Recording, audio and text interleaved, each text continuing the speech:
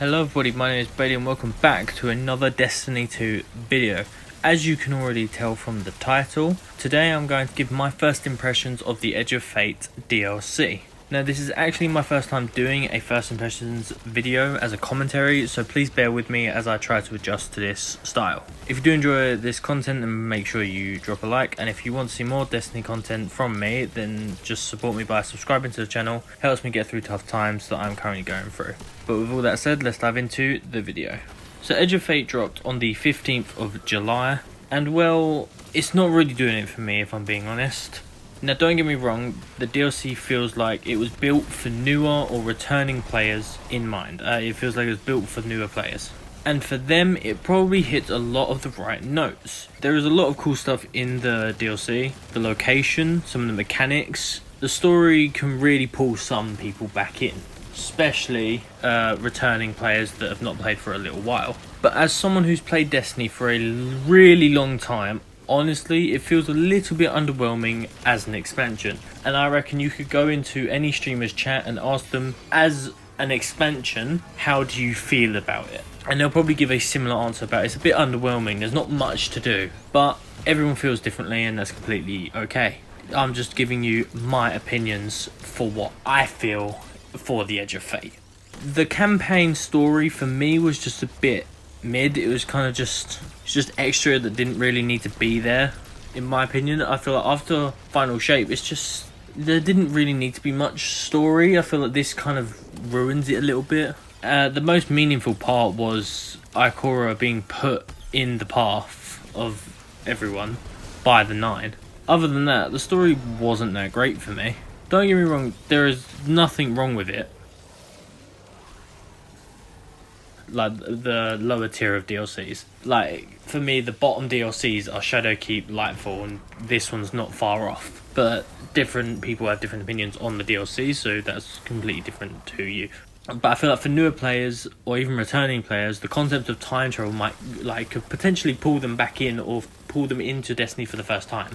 The mechanics, however, I don't really like one of them, specifically one of them, because there's already stuff like that in the game. But let's go through all three of the mechanical things. So you have the Matter Spark, the Relocator, and the Matter Morph. I like two of three of them. Let's start with the Matter Spark. The Matter Spark is a really fun one to use, and it is really good to use as well, especially for movement.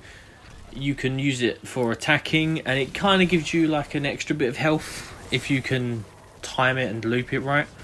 And if you're falling and you know you're going to miss the platform, if you swap and then boost or dash, whatever the thing's called, you can easily save yourself. So it actually saves me quite a lot when I'm an idiot. Next is the Metamorph, and I quite like this one as well. The ability to force move objects like I'm in bloody Star Wars, even though I'm not a big fan of Star Wars, it's personal opinion stuff, it's actually quite fun. It takes your melee slot and turns it into a suspending projectile if you use it on enemies, and that can help you a lot, especially against like the sniper shanks or the exploding shanks. It kind of just stops them in their path and makes it easier to kill them. So it's actually quite fun to use. It's quite easy to get used to, especially if you're quite far away from them, because it kind of acts like the Hunter and Warlock strand melee already, where you just throw it. The Titan one, it might, if you're on Titan, it could trick you a little bit, but it's not that bad.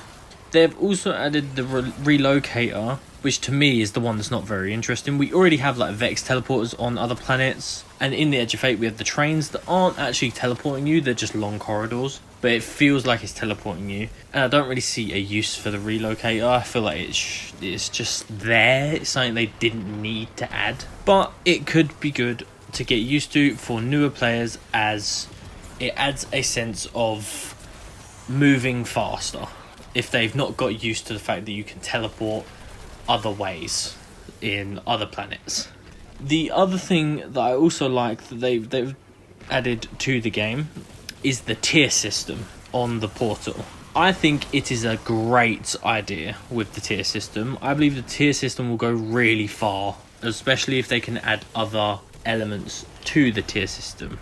And the way you get better tier system loot is by doing the harder missions, aka the mythic version of Kepler will give you, I believe, tier 3 and higher based on your score. If you get higher, like 4 and 5. I think you can get 5 in Mythic. I believe it's based on score, but please don't quote me to that because I've not really done much of it.